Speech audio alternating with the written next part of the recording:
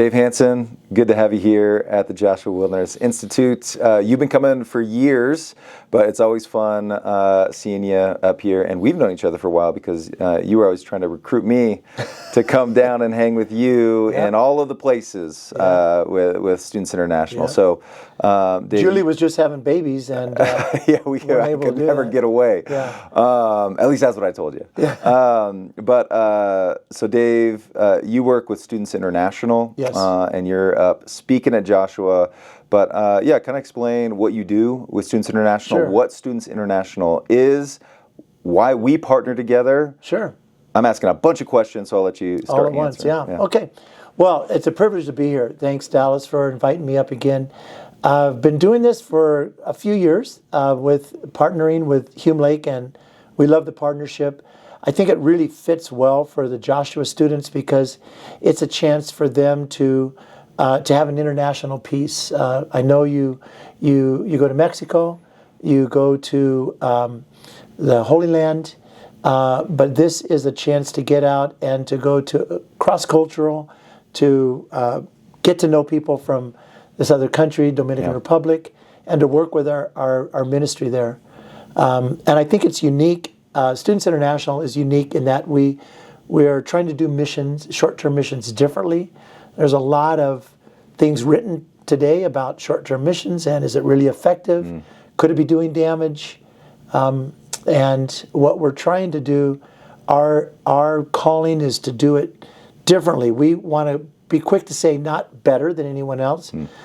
Just our calling is to do it in a way that combines full-time missions and short-term missions together. So we have a full-time staff that live and work in the Dominican Republic that is made up of doctors, of teachers, of physical therapists, dentists, people that work in sports, microfinance.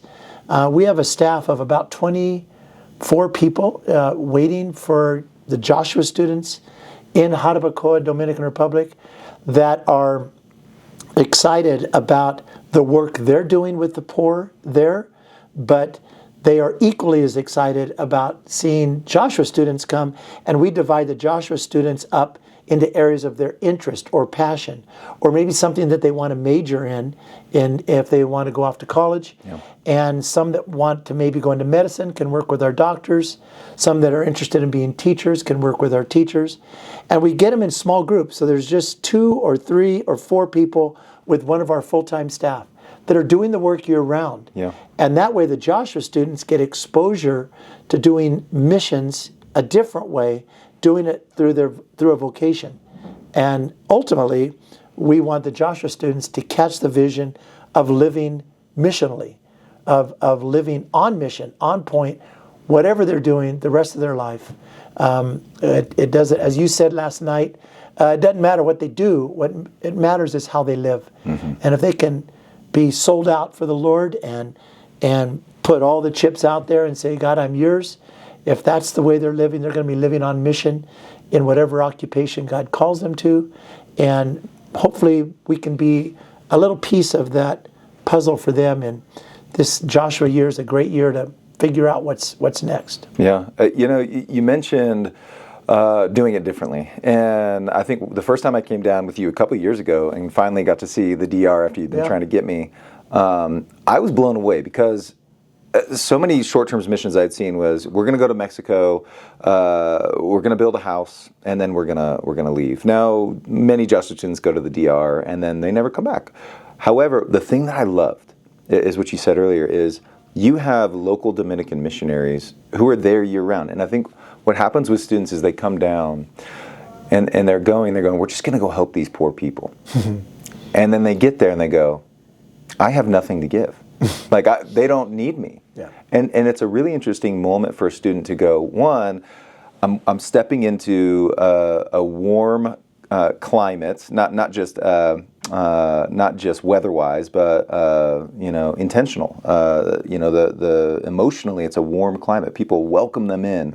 It's very different than here in California, where you can walk down the street, not talk to anyone, not look anyone in the eye. But there, students come back and they go, I was walking in neighborhoods, and people had their doors open, and they would just welcome us in and make us coffee.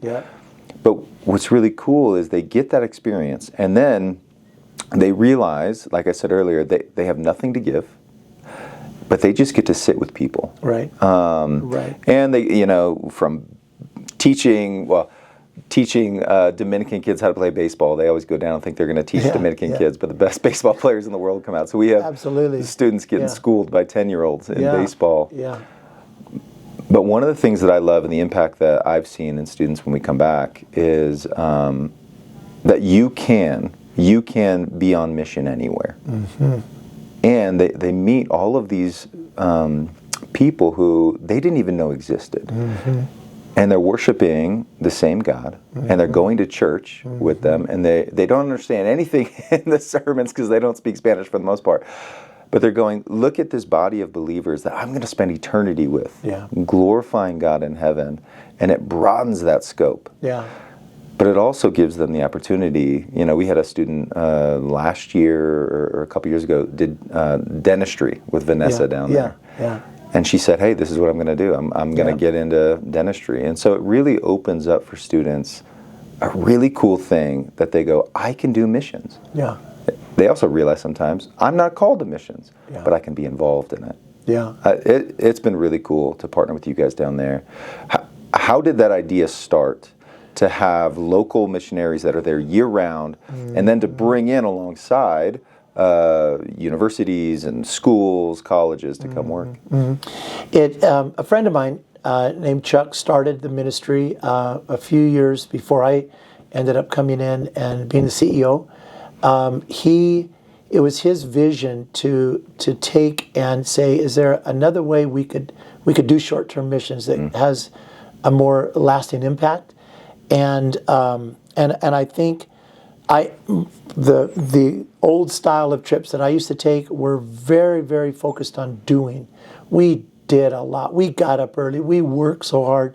We would mix cement, pour cement, and at the end of the trip, we'd put our hands in the cement and go home.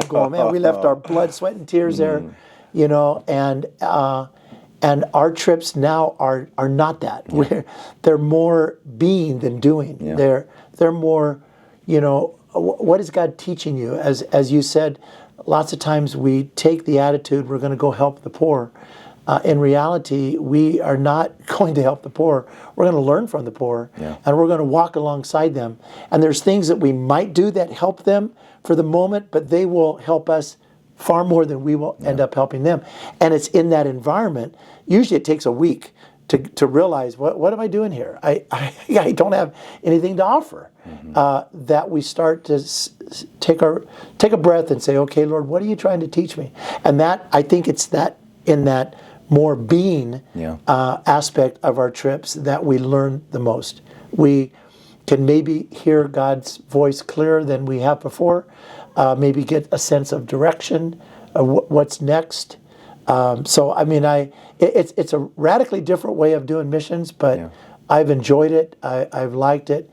And our staff down there are 3/4 Dominican, 1/4 North American. And we like that 1/4 North American because I want the Joshua students to see some people who are down the road another 10 years than them doing this kind of work that can envision them to maybe come alongside us for a few years in the future. We have opportunities for Joshua students to come back as summer interns, to come back on short-term staff or long-term staff and spend years with us. Yeah. So, and I mean, we've talked mainly about Jarabacoa, but you guys are in multiple countries. Where else? We are. We're in Guatemala, Nicaragua, Costa Rica, and another ministry site in Dominican Republic, down in Santiago, where our planes come in to land. It's the second largest city in the nation, and we have a site there, primarily in the Haitian community. Yeah. Working with the poorest of the poor there in a squatter settlement of 30,000 people. That's very, very impoverished. And we're starting a new ministry on the other side of the island by the capital city of Santo Domingo to communities that are completely Haitian, extremely impoverished as well. 100 years ago, Dominican Republic needed workers to harvest their sugar cane that they were planting like crazy, and they approached Haiti. Haiti sold them thousands of workers, Wow. and the DR built these long rows of cement block rooms that they put families in, and they called the communities batés, B-A-T-A-Y. Yeah. And these communities are still there 100 years later, Wow. virtually untouched. Yeah. It's a place of great spiritual warfare, as voodoo is very prominent as their religion from back home in Haiti. And we're starting a new ministry and some batés over there. We're doing the development work this year of 2025. In 2026, we'll be welcoming our first teams, Lord willing. Unbelievable. Yeah. That's awesome. With SI, you've got schools coming from all over the U.S. Yep. They're spending time in Costa Rica, Nicaragua, Guatemala, Dominican Republic. What are some of I'll just give you a chance to brag on your staff and what happens down there. What are some cool stories that have come out of students going down? Sorry, I'm putting you on the spot a little bit. Yeah, no, that's okay. That's okay.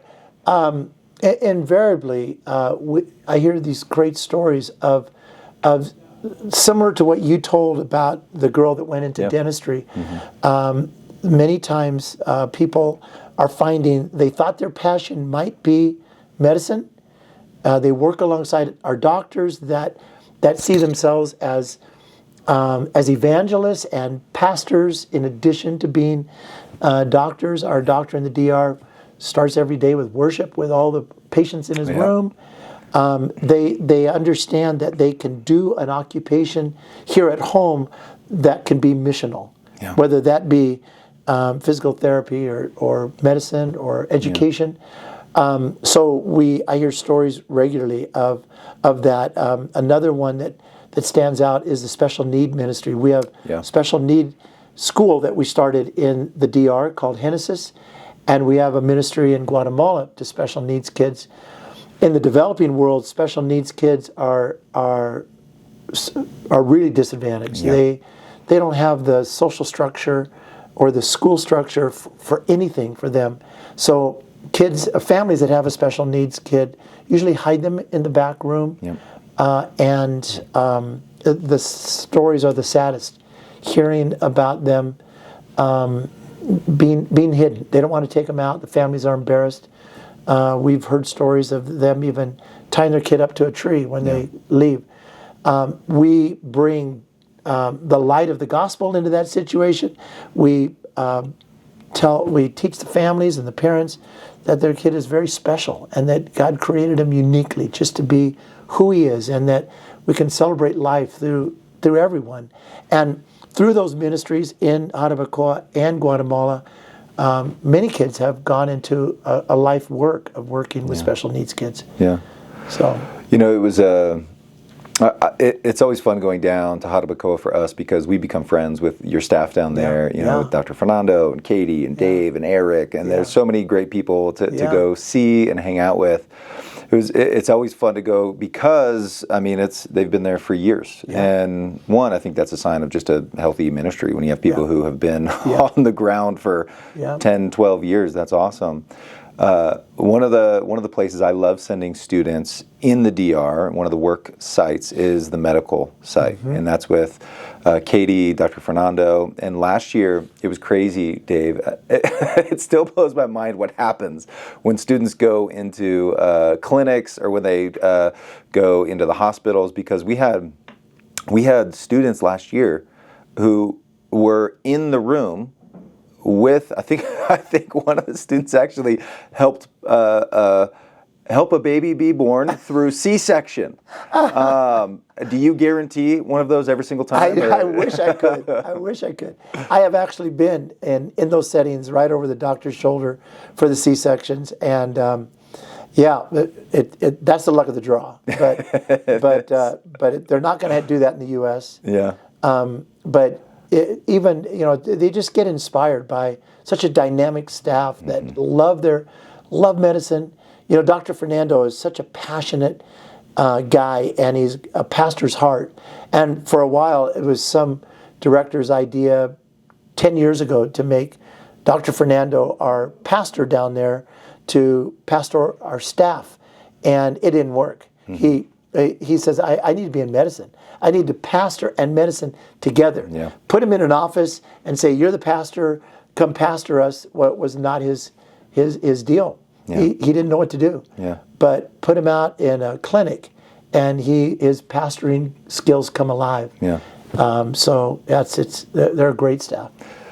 It's always so fun to get down there, and we're headed down in just a couple weeks with this year's class. But I think one of the things I'm excited about for coming home is students seeing a different way of doing missions, a different way of living, that you can live on mission wherever you are. Yep. But oftentimes students don't understand, hey, I could do something like this. I could, I think of Katie, who goes down and goes, why am I not being a nurse in the DR? Why am I not serving the poor? And not going to crush it financially, but that's not the point. It's serving, it's taking up the gospel. And so we're excited to get down there. It's so fun to see students engage when they're down there, and then to come home, back to Joshua, and to apply it. What does it look like moving forward? What are the lessons that we've learned there in the DR? What have the people we've interacted with taught us?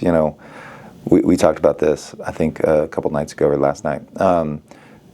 We're not going down there to teach anyone anything. And what we realize is they're actually giving us far more. And so it's so exciting to get down there and to spend time. And, we talked about this as well, but for us, what we say with Joshua students is you can do anything. And we don't really care what you do with your life. We care how you live it. And the DRSI is such a good testament to what that looks like. And thanks for partnering with us. It's always fun. I love it. Having you here. Real quick, as you are speaking this week, you've been speaking at Joshua for over 10 years. Over 10 years, yeah. But what are some of the topics that you hit, and what are you going to be doing the rest of your time here? Sure. So last night was introduction to who Students International is, what they're getting themselves into, a little bit of a check on their heart. Tonight is going to be.